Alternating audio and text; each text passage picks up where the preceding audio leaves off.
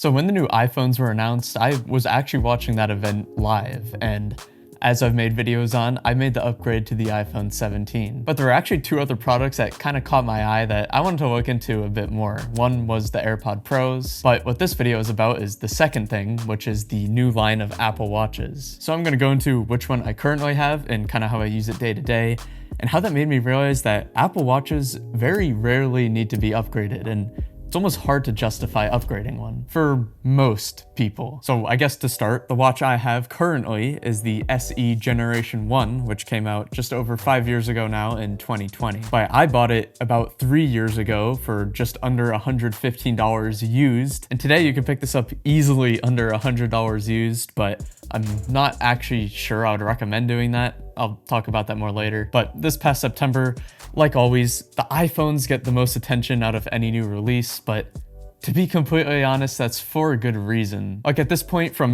little kids with sticky peanut butter fingers playing Roblox to people collecting Social Security, everyone has a phone. Debatably, everyone needs a phone. Maybe not those children, but you get the point. And that is just not the case when it comes to a smartwatch. But that didn't stop me paying attention to it during the event, and honestly, the SE3 looked like a pretty good upgrade. There's a few features on there that I would like, until I realized I was also getting some of those features on my 5-year-old watch, which really made me think and question, and therefore birthed the whole idea of this video. Why would someone even need to upgrade their watch? Now, I came to a few conclusions to actually answer that question, but first I just wanted to talk about what made me not upgrade myself. Now, I saw 3 features that were kind of appealing to have in an upgrade. One was the blood pressure tracking, one was the always on display, and the final one was the sleep score. Personally, I always do wear my watch to sleep because I just think it's cool to track how many hours of sleep you got. So, one morning as I do, I was just checking my health app, went to sleep, and I saw the sleep score button there. What?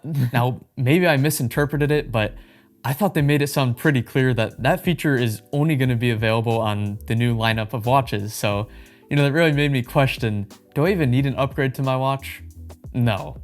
Do I even need a watch at all? No. Should I delete this channel and get a real job?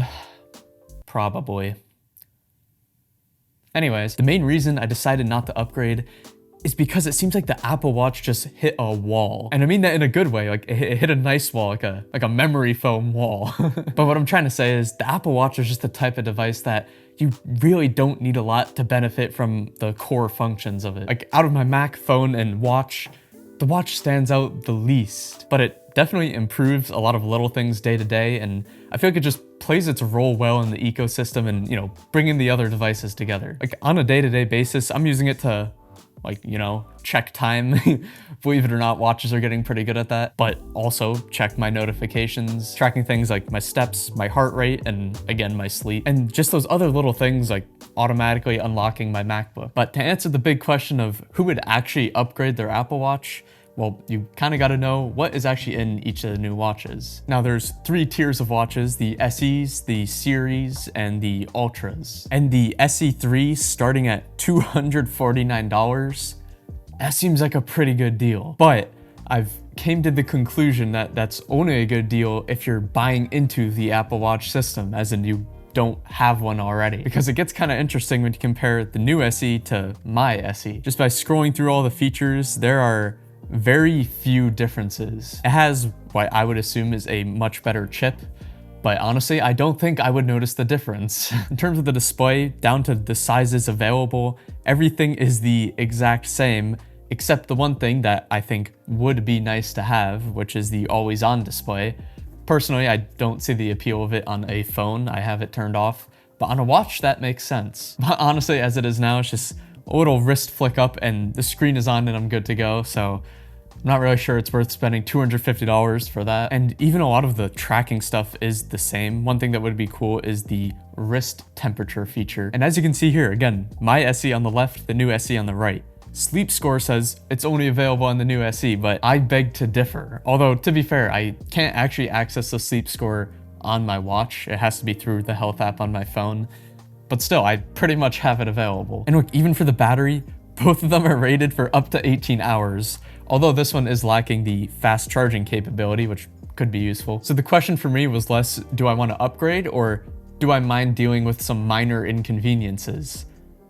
and I'm okay dealing with some minor inconveniences. These watches are pretty much the same from features they do have, like battery life, display, the health tracking features, to things that they both don't have, like the blood oxygen tracking. But if we compare the newest SE to the newest Series 11, you can see that the Series 11 does have a few nice little upgrades. It has double the screen brightness and I assume a slightly better display itself. And I think the biggest upgrades are here with the health tracking, which does include the blood oxygen app. Like for me, it's not that big of a deal. I would like to track it, but I'm a pretty healthy boy, so I guess it's not that necessary. So I thought the blood oxygen was like getting your blood pressure like you do at the doctor's, but turns out it's not. So that's yet another reason for me not to upgrade. And it's also rated for about 6 more hours of battery life. But other than that, it's pretty much the same watch as the SE3, except the price for this starts at $400, which is $150 more. And then there's the Ultras, which are ultra expensive, if you will, starting at double the cost, which is $800. Now for the Ultra, there actually are a good amount of upgrades. I'll just go over the biggest ones that I noticed, and well, literally big is the screen, which is the biggest, and also the brightest. If I was like a big hiker or something, I wouldn't mind spending the $800 because out of any of these watches, this one has the chance of saving your life the most. It has emergency SOS via satellite and also a siren, which I'm gonna see if I can find a video of that. Gets up to 115 decibels.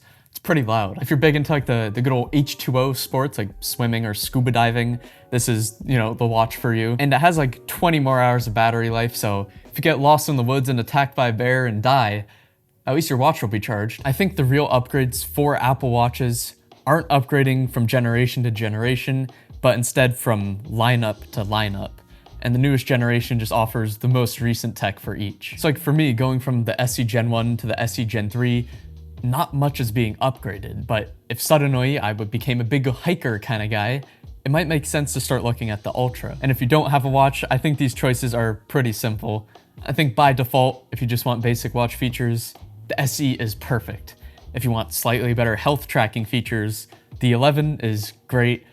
And if you're a hiker, big time athlete, or just bougie, then you should get the Apple Watch Ultra. And really, I think the only people that should get an Apple Watch are people that want an Apple Watch, because in reality, you don't really need it. But to clarify, obviously, if your watch is running slow for like the basic functions, like opening notifications, responding to text, things like that, then you should consider an upgrade. But considering mine is perfectly fine and 5 years old, I feel like the bar is pretty low. Now, much like a phone, the watch can do a lot more than its main function of telling the time.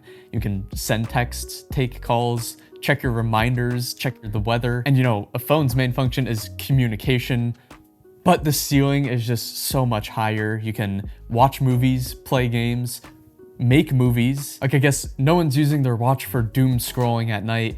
At least I don't think that's possible. Please do not make that a reality. That will be an even sadder world than it is right now. Like, that average time in a day someone spends looking at their watch is far less than them looking at their phone. Like, I'm sure the people who upgrade their phone every year don't upgrade their watch every year. And I think that's saying something. I know if I was gonna upgrade something to get a bigger screen and a better battery, it wouldn't be my watch. Like, I'm sure there are older Apple Watches than mine that are still working well enough to the point where the owner doesn't even have to question if it's time to upgrade or not, because it's just working. When it comes to the features that makes the Apple Watch special that I'm actually taking advantage of day to day, upgrading it wouldn't make those any better. So it just makes so much more sense for me to keep it. But with that being said, I don't think I would recommend getting an SE Gen 1 in 2025. Although it definitely is still working very well, it can't update to the latest watchOS, so if you're anything like me, I would just recommend buying the latest SE Gen 3. It's going to be best for longevity, but honestly, anything within the past 1 to 2 years, you're going to be fine. But it does appear to be time to end the video, so thank you for watching and feel free to subscribe for more tech content.